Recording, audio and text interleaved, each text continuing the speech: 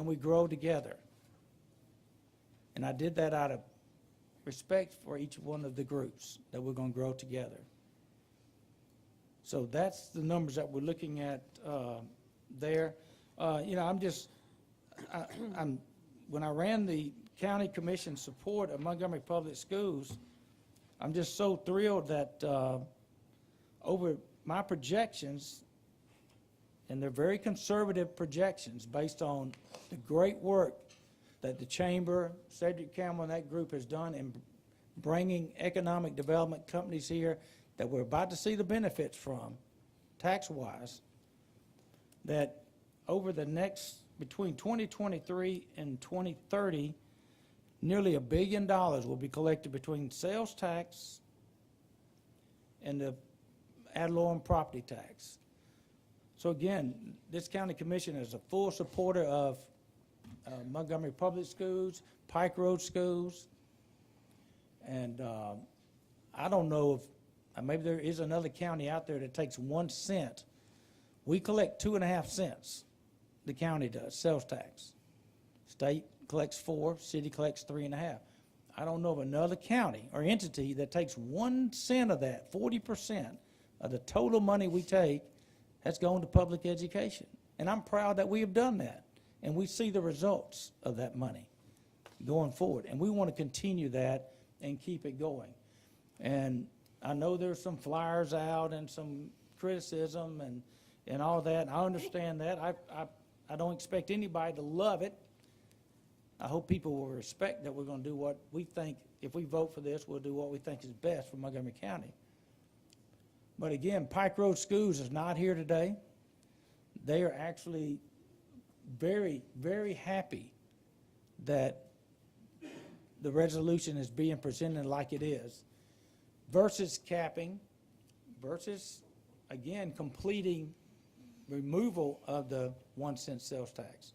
The 1 cent sales tax was enacted by the county commission in lieu of the property tax being so low back in 2013 or 2012, whenever it was.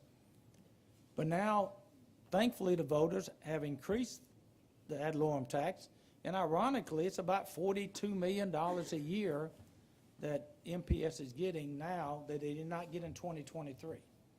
And we're seeing the results of that increase. And I think we're going to continue to see results of that increase under the leadership we have at MPS. All we're asking is that we share that with y'all and work with you on that.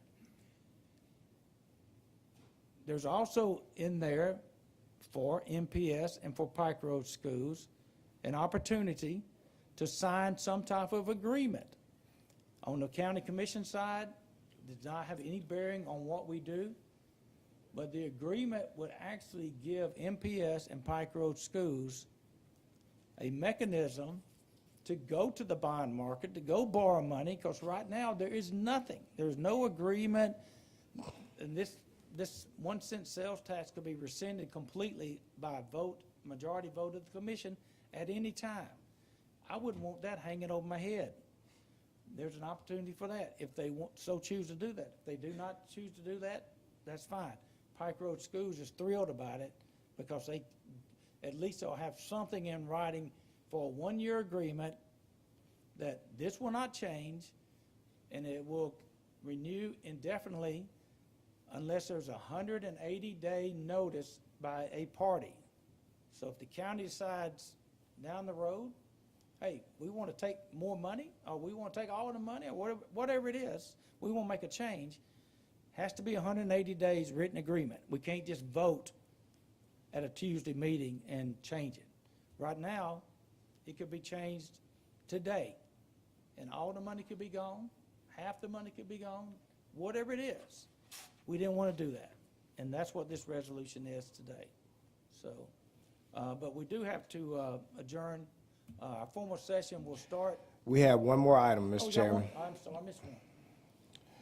General information item number 10, consider lease agreement with Oliver Creek Holdings for East Probate and Revenue Offices, and coupled with that is to consider the bid award to Mathis Park for the renovation of the lease space. After the last meeting, probate judge, he may have left, Sent an email out to all the commissioners with several questions asking what the commission would like to do. And I think even Gene Coder, who we've been working with on this project, sent a follow-up email about some further spaces or different things that we want to do with East Probate. So I guess the question becomes, do you want to carry this forward another 2 weeks? Nobody from Revenue or JC left, because I know he had a meeting with another, because I was in that meeting, Justin was in the meeting. Yeah, but I think that was just for one space. We have not had a meeting to lay those options out and present those options to the entirety of the commission and go forward with a plan. We have something in front of us, but go ahead, Mr. Commissioner. You know, I thought that at our last meeting, we determined that we're at a point now, and this was based on something that Judge Love said. We're already being inconvenienced, but we have people in places to get the job done.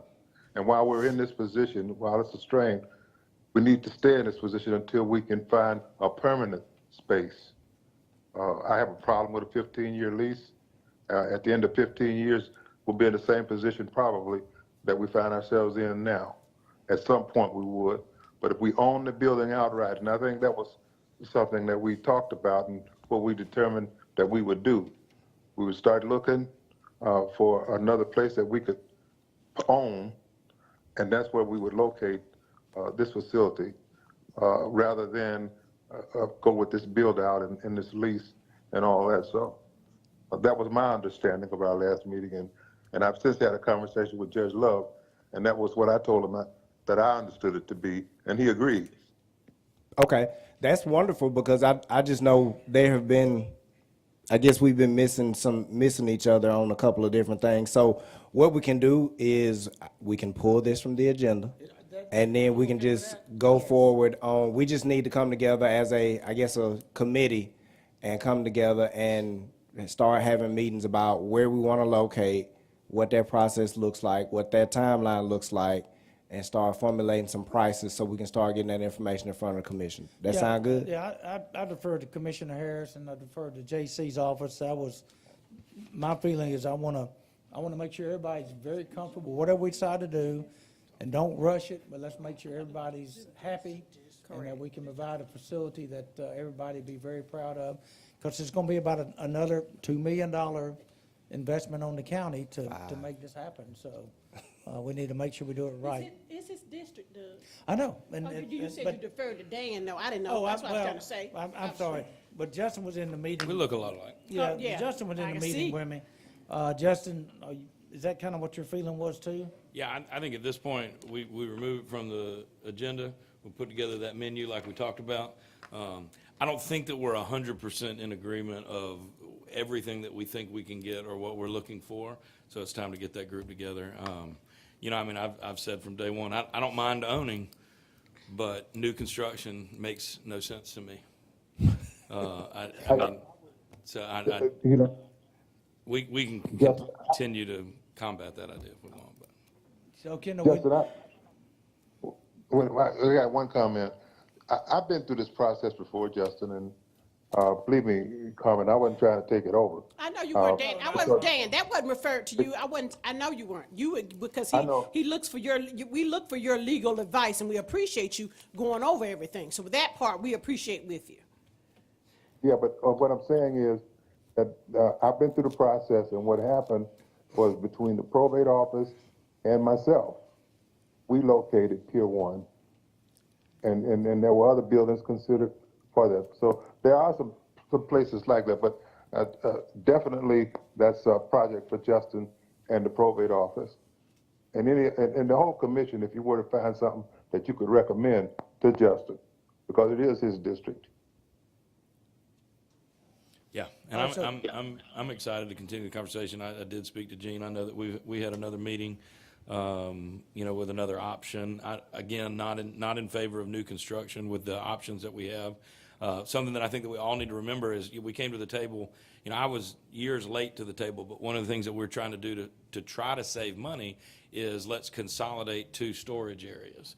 Well, one of the things that we might have to realize is that it's actually not cost-effective to try to bring all those things together. So we've got to keep that in mind too, because we haven't found a space yet that might be cost-effective to do that. If, and I agree with you, Dan, if we don't own it, it is even less cost-effective. We're going to put money into the renovation, not own it after 15 years. So, we definitely have a continued opportunity to discuss, and there's not a clear path forward right now. So, we work to continue to build that menu. So Kendall, general information items 10 and 11, they're related, so we'll just move both of them forward? We pulled them from the agenda. Perfect. Okay, until further notice. Yes, sir. Okay, all right, good. All right, so I think that's all for now. Those are all of our items for 10:10, now. we're gonna take a 5-minute break. Is that, we can get back at 10:15, we'll start the formal session.